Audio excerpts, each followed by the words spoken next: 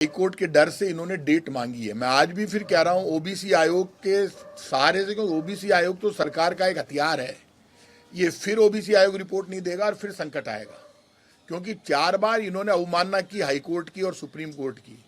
फिर ये नहीं मानने वाले आदेश। आज भी इस सरकार पर हमें भरोसा नहीं है कि ये निकाय और पंचायत चुनाव कराएगी। ये निकम्मों की सरकार है, ये बेईमान सरकार है। जब 20 बच्चों की डेथ हो जाती है और रीट के एग्जाम में 20 बच्चे आत्महत्या कर लेते हैं, उसके बाद कल पूरी दिल्ली जल रही थी, स्टूडेंट पिट रहा था स्टूडेंट के ऊपर, और माँ बहन बेटी के जिस ढंग से जो महिलाएं बच्चियां स्कूल तक के बच्चे समर्थन में उतरे, ये सरकार के खिलाफ विद्रोह खड़ा हो गया है। इसके बावजूद किसी मंत्री का सोनम वांगचुक से जाकर नहीं मिलना, स्टूडेंट को लेकर कोई ढंग से बात नहीं करना और आंदोलनकारियों से बात करके समस्या का समाधान नहीं करना, ये बताता है सरकार का घमंड बोल रहा है। सरकार मोदी है तो मुमकिन है सामने दिख रहा, डरी हुई है। और सरकार आप देखिए अंदर बंदूकें तान कर खड़ी है संसद में। वो तो इस देश का नौजवान भला है कि जिसने चाहता तो संसद में घुस जाता, लेकिन उसका मकसद संसद में घुसना नहीं था। और भारतीय जनता पार्टी और मोदी सरकार के साथ दिक्कत ये, जो भी आंदोलन करे वो उसके प्रति बिल्कुल दुश्मन की भावना से काम करती है। पूरा देश खड़ा हो गया है। यदि इस आंदोलन को समय रहते नहीं संभाला, आप देख लेना, ये इस सरकार की रवानगी का कारण बनेगा। बॉर्डर पे किसान खड़ा है घेर कर दिल्ली को। दिल्ली के अंदर स्थिति खराब है, मीडिया दिखाए या नहीं दिखाए, लेकिन हिंदुस्तान देख रहा है जिस ढंग से कल बच्चों को पीटा गया है। पुलिस भी हिम्मत हार गई थी। ये देश में पूरे सब जगह देश में विद्रोह है। यदि आप बच्चों को इसी तरह से मारोगे, देश चुप नहीं रहेगा। देश में हर पार्टी का नौजवान, हर पार्टी का बच्चा, हर सोच, हर विचारधारा का बच्चा जाति और धर्म से ऊपर उठकर तिरंगे को हाथ में लेकर दिल्ली में लड़ रहा था। तो आप इसको अब जाति और धर्म में तो बांट नहीं पा रहे। आपने पूरे प्रयास कर लिए। आपके जो अंधभक्त और चमचे हैं जो सोशल मीडिया पे लिख रहे थे, उनकी ऐसी की तैसी कर दी हिंदुस्तान की जनता ने, हिंदुस्तान के नौजवान ने। कल लोगों ने खुद ने देखा है, जो विद्रोह था वो सामने आ गया है। और आप ये मानकर चलना, राजस्थान में भी हम लोग चुप नहीं रहेंगे, कांग्रेस पार्टी चुप नहीं रहेगी। छात्रों का आंदोलन पहले से हम कर रहे हैं और ये लगातार यहां पर भी जारी रहेगा। पूरे देश का नौजवान जो दिल्ली में लड़ रहा है, उस आंदोलन के साथ पूरा देश खड़ा है। राहुल गांधी खुद, आपको पता है, अस्पताल में जाकर घायलों से मिले। संसद में ये चाहे डिस्कस कराए नहीं कराए, ये घर घर में डिस्कस हो रही है। और यदि अभी भी वक्त है, यदि इस तानाशाही छोड़कर प्रधानमंत्री नरेंद्र मोदी जी ने सोनम वांगचुक से मिलने के लिए मंत्रियों का प्रतिनिधिमंडल भेज दिया, धर्मेंद्र प्रधान ने इस्तीफा दे दिया, तो माना जाएगा कि ये सरकार जनता की है, संविधान को मानती है। नहीं तो माना जाएगा ये सरकार लाठी और गोली के दम पे शासन करना चाहती है। शासन चलेगा नहीं, क्योंकि किसान के समझ में आ गई। अमेरिका ने जो पूरा जारी किया है लेटर, उसमें दिख रहा है कि किसान को भी आपने बेच दिया। तो आप ना जवान खुश है ना किसान खुश है, ना आम आदमी खुश है। और एथेनॉल का भ्रष्टाचार सबके सामने आ गया। पूरे देश में भ्रष्टाचार है। बीजेपी देश को लूट खसोट से लूटकर और लाठी गोली के दम पर शासन करना चाहती है। इसके विरोध में पूरा देश खड़ा है, पूरा देश एक साथ खड़ा है। अगर चुनाव होता है तो क्या वो भजनलाल शर्मा सरकार के 2.5 साल होगा? भजनलाल शर्मा की सरकार उल्टी हो जाएगी इस चुनाव में, क्योंकि लोग रो रहे हैं। राजस्थान में सड़कों से लोग निकल नहीं सकते, टूटी पड़ी है, बरसात आ गई। राजस्थान में 2.5 वर्ष में 2.5 पैसे का काम नहीं हुआ। बड़ी बड़ी बातें करते रहे। कांग्रेस सरकार की सारी योजनाएं इन्होंने बंद कर दी। बड़ी बड़ी बातें करने से काम नहीं होता। राजस्थान की सरकार तो ऐसी फेल हुई है कि सारे रिकॉर्ड टूट गए। और ये तबादलों में जो भ्रष्टाचार हुआ, वो मुख्यमंत्री भजनलाल शर्मा ने खुद ने मान लिया। मुख्यमंत्री ने अपने स्तर पर एक कमेटी बनाई है शिक्षा विभाग के लिए, और वो कह रहे हैं कि इस कमेटी में लाकर दीजिए, जिसके ट्रांसफर गलत हो गए उनको हम ठीक करेंगे। मुख्यमंत्री सचिवालय खुद ही मान रहा है कि शिक्षा विभाग में गलत ट्रांसफर हो गए। परिवहन विभाग की आपको हालत पता है कि मुख्यमंत्री निवास में सारी लिस्टें मंगा ली गई। मुख्यमंत्री, मंत्री और एमएलए बीजेपी के राजस्थान में पैसे को बंटवारे को लेकर लड़ रहे हैं। बीजेपी का कार्यकर्ता गायब है, उसकी सुनवाई नहीं हो रही है। जनता तो कहीं है ही नहीं।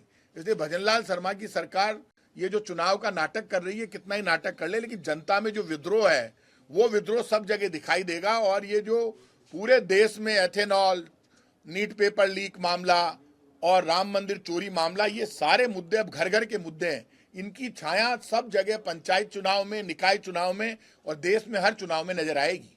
एक कैबिनेट मंत्री के बेटे का ट्रांसफर हुआ 24 घंटे में ही रद्द कर हैं कि गलती अगर हो गई है तो सुधार लेने में कोई गलत बात नहीं है। मंत्री जोराराम कुमावत के बेटे का 24 घंटे में ट्रांसफर कैंसिल होना यह दिखाता है कि सरकार में मंत्री, मुख्यमंत्री और विधायक ये मिलकर शासन कर रहे हैं और यहां पर मंत्रियों के बच्चे सुरक्षित है, उनकी सुनवाई हो रही है। मंत्री विधायक ढूंढने से नहीं मिलते। स्वास्थ्य विभाग की आपको हालत पता है कि जोराराम कुमावत मंत्री है, उनके बेटे का ट्रांसफर तो 24 घंटे में हो जाता है। बाकी मंत्री और मुख्यमंत्री के घर पे महिलाएं बाहर खड़ी खड़ी रो रही है, उनकी सुनने वाला कोई मंत्री नहीं है, कोई सुनवाई नहीं हो रही है। जो हालात क्रिएट हुए वो राजस्थान के हित में नहीं है। राजस्थान के हालात बहुत खराब है और राजस्थान की सरकार में कोई सुनने वाला नहीं है।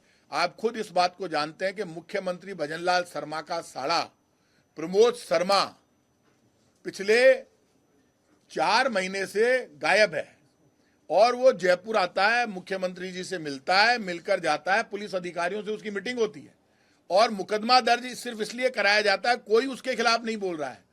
तो आपको एक आपका साला है, आपके नहीं कहने से क्या होगा? आपने आते ही पहले एंटी करप्शन डिपार्टमेंट में सबसे पहले प्रमोद शर्मा का ही मुकदमा हटाया था। तो 2.5 साल तक तो आप मिलकर भ्रष्टाचार करते रहे उनके साथ, बाद में मुकदमा दर्ज हो गया। तो आप कैसे डरा दोगे राजस्थान को? जो सच है वो कहां? प्रमोद शर्मा सरकार एक आदमी को पकड़ नहीं पाई।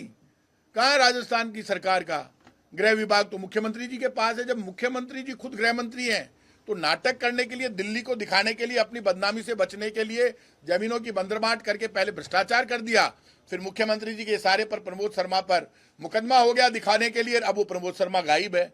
तो कोई आसमान निगल गया या जमीन खा गई है? कहां बताओ मुख्यमंत्री जी, कहां? इतने दिन में क्या कार्रवाई हुई? जवाब दो, बुलेटिन जारी करो ना। सरकार की साख का सवाल है, बताइए। आपके साले के खिलाफ आपने मुकदमा दर्ज कराया है सांगानेर थाने में, आप ही के साथ वो काम कर रहा था, मुकदमा दर्ज हुआ है। कहां का भ्रष्टाचार हुआ? जमीनें जा रही है जबरदस्त ढंग से, जयपुर में बंदरबांट होगी, भ्रष्टाचार जबरदस्त है। तो आपने खुद ने माना, आपकी पुलिस ने माना, तो अब ढूंढो तो सही। कोई बोलने को तैयार नहीं है। मुख्यमंत्री का साला होने का मतलब ये तो ना डर के बैठ जाएंगे, जवाब देना पड़ेगा। ट्रांसफर रसूखदार लोगों का नहीं हो रहा है। किसका नहीं हो रहा है? रसूखदार लोग, पावरफुल लोग जो हैं। देखिए, ट्रांसफर का जहां तक सवाल है, ट्रांसफर उसी का हो रहा है जो बीजेपी में मुख्यमंत्री और मंत्रियों के पास, मुख्यमंत्री सचिवालय, मंत्री और विधायक जो इनको संतुष्ट कर देता है, उनका हो रहा है। मेरे पास ऐसे ऐसे किस्से आए हैं कि खान के कई मालिक मेरे से आकर मिले माइंस के, जो बीजेपी के हैं। उनसे बीजेपी के मंत्री कह रहे पार्टनरशिप दे दो हमको। वो मेरे से मिलने आए बेचारे। साहब, आपके शासन में आप वैसे ही खड़े खड़े फोन कर देते थे, हमारा काम हो जाता था। 30-30, 40-40 साल से हमारी जो माइंस है उसमें मंत्री कह रहे हैं कि आप हमको पार्टनरशिप दो, नहीं तो हम आपकी माइंस बंद करा देंगे। बड़े नेताओं से जाकर जब वो मिले बीजेपी वालों से, तो बीजेपी वाले बोले दे दो यार, क्या हो गया मंत्री को पार्टनरशिप? मतलब 40 साल से किसी की माइंस है, उससे आप पार्टनरशिप मांग रहे हो धमकी देकर। तो धमकी के दम पर आप राजस्थान में सरकार चलाओगे तो 2.5 वर्ष के बाद राजस्थान की बीजेपी की सरकार समझे धमकी देकर लोगों से पार्टनरशिप ले लेगी, धमकी देकर काम चलाएगी, मनमानी करेगी। तो ऐसे पुलिस के दम पर सरकारें नहीं चला करती। देख लिया आपने हालत। संसद के कल दरवाजे बंद हो गए, प्रधानमंत्री को संसद छोड़कर बाहर निकलना पड़ा, बंदूकें ताननी पड़ी। तो क्या आप गोली चलाओगे? जब गोलियां चलेगी तो गोलियां कम पड़ जाएगी। कल स्टूडेंट बच्चे डिसीजन ले चुके थे, सामने जब खड़े हो गए थे तो पुलिस भी पीछे हट गई थी। पुलिस डंडे घुसा रही है अंदर। आपने कितने पुलिस वालों के खिलाफ कार्रवाई की? वीडियो जा रहे हैं, आप कार्रवाई करो पुलिस वालों के खिलाफ। वो कैसे कर सकते हैं? बच्चियों को मार रहे हैं, छोटी छोटी बच्चियों को, महिलाओं के पीछे डंडे घुसा रहे हैं। माँ बहन बेटी के पीछे डंडे घुसाओगे और आप कह रहे हो 70 बच्चों को आपने गिरफ्तार किया। तो आपने कितनी पुलिस के खिलाफ कार्रवाई की? क्या पुलिस ठीक कर रही है? सारे वीडियो सामने, वीडियो से बड़ा कुछ हो नहीं सकता, लेकिन आप उनके खिलाफ कार्रवाई नहीं करेंगे। एक रिपोर्ट जारी हुई है सरकार की कि 30% प्रसव घरों में हो रहे हैं। ये जो हालात क्रिएट हुए हैं सारे, स्वास्थ्य विभाग की हालत बहुत खराब है। आप जानते हैं राजस्थान में 20 से ज्यादा मौतें हो गई सरकारी अस्पतालों में। सरकारी अस्पतालों में जो मौतें हुई उसके लिए राजस्थान की बीजेपी की सरकार जिम्मेदार है। इसलिए जिम्मेदार है खुद स्वास्थ्य मंत्री गजेंद्र सिंह ने कहा कि ऑक्सीटोसिन की जगह इंजेक्शन में पानी था, इसलिए डेथ हो गई। मुख्यमंत्री ने कहा कि ऑक्सीटोसिन की जगह पानी था। आपने मान लिया कि ये डेथ का कारण पानी है। नकली इंजेक्शन आप लगा रहे हो राजस्थान में। सरकारी दवा जो खरीद रहे थे वो नकली थी। आपने एक भी ड्रग के अधिकारी के खिलाफ कार्रवाई नहीं की। तो आपने कम से कम 2 दर्जन से ज्यादा दवाइयों पर, इंजेक्शन पर हमारी डिमांड के बाद रोक लगा दी। वो नकली थे। आप दवाइयों में कमीशन खाएगी राजस्थान की सरकार, मुख्यमंत्री और मंत्री कुछ नहीं करेंगे तो कमीशन बाजी करोगे आप दवाई में तो लोगों की डेथ होगी। अब सरकारी अस्पताल में जाने से लोग डरने लग गए, जो इसलिए वहां पर आप कह रहे हो कि जाएंगे कहां से, प्रसूताओं की मौत हो रही है इसलिए प्रसूताएं डर के मारे जाती नहीं है और आप घरों पर डिलीवरी हो रही है क्योंकि सरकारी अस्पताल के प्रति भरोसा टूट गया। कांग्रेस की गहलोत सरकार के समय लोगों का भरोसा था सरकारी अस्पतालों पर, सरकारी दवाई पर, क्योंकि फ्री दवा फ्री इलाज हमारा मॉडल रहा है कांग्रेस का। और प्रधानमंत्री जी ने उस वक्त कहा था कि कांग्रेस की कोई योजना हम बंद नहीं करेंगे, सारी योजना इन्होंने बंद कर दी, इसलिए तो राजस्थान की जनता परेशान है। गौशालाओं को लेकर एक सीएजी की रिपोर्ट आई।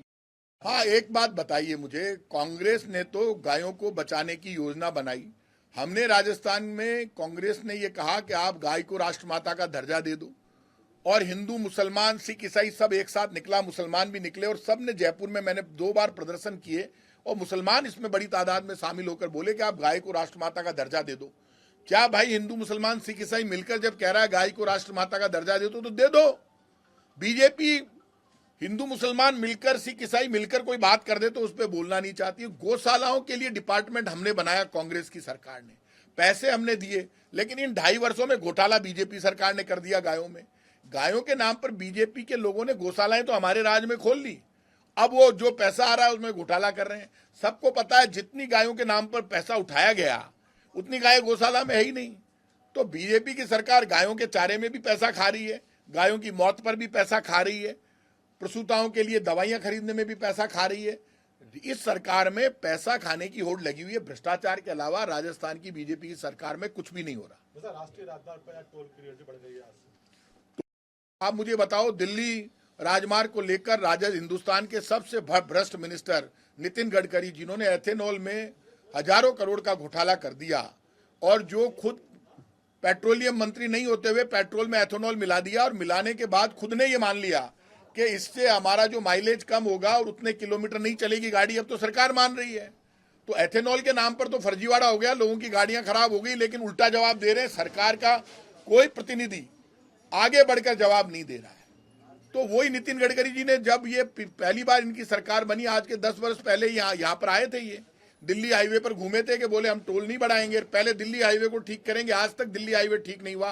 हिंदुस्तान में सड़क दुर्घटनाएं बढ़ रही है, हाईवे पर बढ़ रही है, लोग मर रहे हैं, लेकिन टोल की पैसे बढ़ रहे हैं, लेकिन सड़क दुर्घटनाओं में कमी नहीं आ रही। तो टोल के पैसे आप कैसे बढ़ा सकते हो जब आप सड़क दुर्घटनाओं में कमी नहीं कर रहे? तो आपने टोल के भी पैसे बढ़ा दिए, आपने पेट्रोल डीजल की भी रेट बढ़ा दी, हर चीज महंगी कर दी, खाने पीने की, तो लोग मरेंगे क्या? और ऊपर से आप बदराष्ट्रीय, शर्म नहीं आती इनका। हर बीजेपी का नेता कह रहा है 4 बच्चे पैदा करो, तो 4 बच्चों के रख रखाव की, पालने की जिम्मेदारी का पैसा दो उनको, 4 बच्चों की नौकरी की जिम्मेदारी लो और उनको हर महीने अलाउंस जारी कर दो कि हिंदुस्तान में जिसके भी 4 बच्चे होंगे हम उसको हर महीने इतने पैसे देंगे, लाख रुपए महीना देंगे, आप बच्चे पैदा करो और पालो। तो 4 क्या, हिंदुस्तान की जनता तो ज्यादा कर देगी, तैयार बैठी है, ले पैसे तो दो और उनकी नौकरी की गारंटी तो दो। ऐसी बातें करते थे, अब वही बच्चे खिलाफ क्यों कर रहे हैं? क्योंकि ये कह रहे हैं आबादी बढ़ाओ, गोली खाओ और मरो, हम भ्रष्टाचार बंद करेंगे नहीं। अरे शर्म नहीं आती बीजेपी के लोग, उल्टी उल्टी बातें करते हैं। वो रिएक्शन आप दिल्ली में देख रहे हो, पूरे देश में देख रहे हो, नौजवान इनके खिलाफ खड़ा है और इनका अंत आ गया। आप देख लेना, ये जो नीट पेपर के मामले में इन्होंने पाप किया है और जिस तरह से स्टूडेंट को पूरे देश में मार रहे हैं और विपक्ष के नेता राहुल गांधी तक की आवाज नहीं सुनना चाहते, बोलने नहीं देते, उसका खामियाजा अब इनको भुगतना पड़ेगा। अच्छा, राजस्थान के मंदिरों में भी चढ़ावा चोरी की घटनाएं सामने आ रही है। में एक महिला चीख चीख के कह रही है कि हमने तो हीरे का हार चढ़ाया, अब वहाँ ट्रस्ट वाले बता रहे हैं कि वो कांच का था जो है। देखिए, राम मंदिर में बहुत बड़ा चढ़ावा आता है। राम मंदिर में वहां तो चलो जांच का विषय देखेंगे जो आएगा, राम मंदिर में तो इन्हीं की एसआईटी ने साबित कर दिया, लोग गिरफ्तार हो गए। राम मंदिर में तो हजारों करोड़ का घोटाला हो गया, बीजेपी खा गई। बीजेपी के नियंत्रण में राम मंदिर है, इनकी सरकार और बीजेपी पार्टी के नियंत्रण में राम मंदिर है। राम मंदिर निर्माण के नाम पर बीजेपी ने पैसा इकट्ठा किया, आप जानते हैं, ईंटें इकट्ठी की और अपने गहने ले दिए लोगों ने। उसके बाद चंदे के नाम पर पैसा इकट्ठा किया निर्माण के लिए, फिर बाद में चढ़ावा आने लगा। तो इतने बड़े घोटाले को आप मंदिरों में कहीं पर भी छोटी मोटी कहीं बातें हो रही है तो जांच कराओ, आपकी सरकार है, हमने मना किया है क्या? आपको किसने मना किया? आप जांच कराओ, लेकिन आप राम मंदिर की चोरी से बच नहीं सकते इधर उधर की बात करके। आपके राज्य की खबरें, आपके शहर की खबरें सबसे पहले जानने के लिए देखते रहें अमर उजाला। चैनल को सब्सक्राइब जरूर कर लें और पाएं हर अपडेट।